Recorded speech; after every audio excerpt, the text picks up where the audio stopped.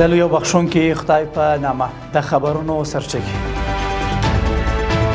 کابل کې د مهاجرینو بیرته راستنېدونکو چارو وزیر او د جاپان د سفیر ترمنځ لیدنه قطر کې د سهیل شاهین او حمدالمالکي ترمنځ خبرې اترې او د یمن پر خاوره د اسرائیلي الوتکو د بریدونو دوام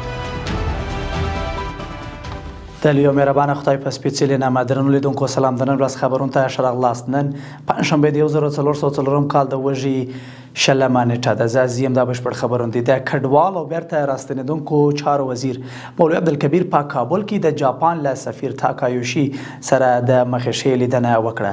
په دې لیدنه کې د جاپان سفیر د کابل او توکیو اوږدمهاله اړیکو ته په اشارې سره ویلي چې جاپان په تېرو 4 کلونو کې په میلیونونه ډالر بشري مرستې افغانانو ته رسولي او همدارنګه د ژمي له رسېدو وړاندې به د اړمنو افغانانو لاسنیوی وشي. نوموړي دغه راز د نشهیي توکو اداري فساد او مفسدو ډلو پر وړاندې د اسلامي امارت مبارزه اغېزمنه بللې او زیاته کړې ده چې د جاپان حکومت به په افغانستان کې یو شمېر ټولګټې پروژې پر مخ یوسي. ورته مهال د کډوالو بیرته راستنېدونکو چارو وزیر مولوي عبدالکبیر د ښاغلي تاکایوشي ماموریت بریالی یاد کړی او له افغانانو سره د جاپان د حکومت له مرستو مننه کړې ده.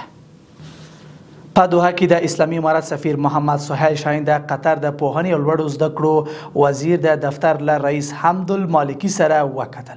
ښاغلي شاهین په دې کتنه کې د دواړو هیوادونو اړیکې ارزښتناکې بللې او په قطر کې زده کړو ته د میشتو افغانانو کورنیو د ماشومانو د نه لاسرسي په تړاو یې خبرې وکړې. ورته مهال حمدالمالکي د زده کړو په برخه کې په قطر کې د میشتو افغان ماشومانو د ستونزو د حل ژمنه وکړه او په اړوندو ښوونځیو کې د دې ماشومانو د داخلېدو ډاډ ورکړ. د خبرونو دوام په انقره کې د اسلامي امارت سفیر شیخ سنی الله فرهمند د ترکیه د بهرنیو چارو اقتصادي اړیکو د سازمان له رئیس سمت اوستورک سره کتلې دي.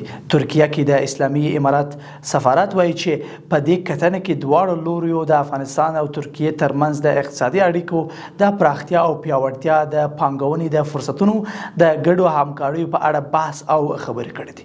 د سفارت په وینا ښاغلي فرهمند په افغانستان کې د ترکیه له لوړې پانګونې هرکلی کړی او بشپړ ملاتړ یې څرګند کړی دی. او وروستی خبر اسرائیلي یرغلګرو د قطر پر پلازمینه دوحه له برید یوه ورځ وروسته د یمن په پلازمینه صنعا او الجوف ولایت هوایي بریدونه کړي دي چې لږ تر لږه 15 کسانو پکې ژوند بایللی دی. د یمن روغتیا وزارت وایي چې د چهارشنبې ورځې په یاد برید کې 111 کسان ټپیان شوي هم دي. یاد وزارت زیاته کړې ده چې په دې برید کې ملکي وګړي او استوګنیزې سیمې په نښه شوي دي. قدرمنو لیدونکو له ملتیا مو مننه. تر بیا ښه وخت او ښې چارې.